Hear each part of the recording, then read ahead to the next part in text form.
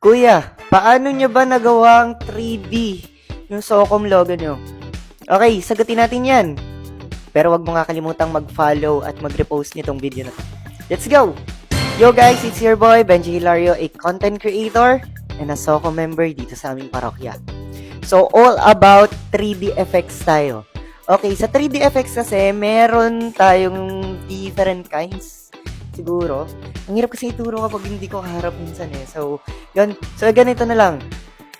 Tuturo ko sa inyo kung saan ako gumagamit ng mga 3D effects. So, number 1, na Canva. Ang pinakamadali sa lahat. So, kung gusto nyo malaman yung mga 3D effects na yan, meron kasi sa text na effects na shadow. So, pwede ka makagawa din ng 3D effects din. And also, meron na din silang application na makakapagpa 3D effect ng inyong ginawang elements. Yan.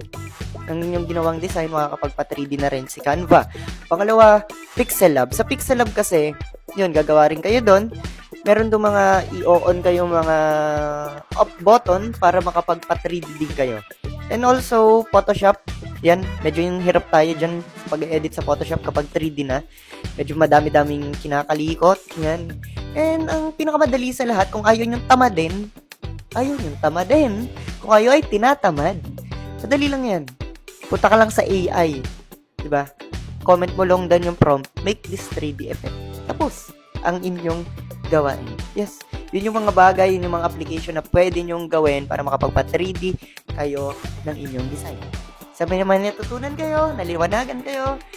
And that's, basta yun. Bye-bye.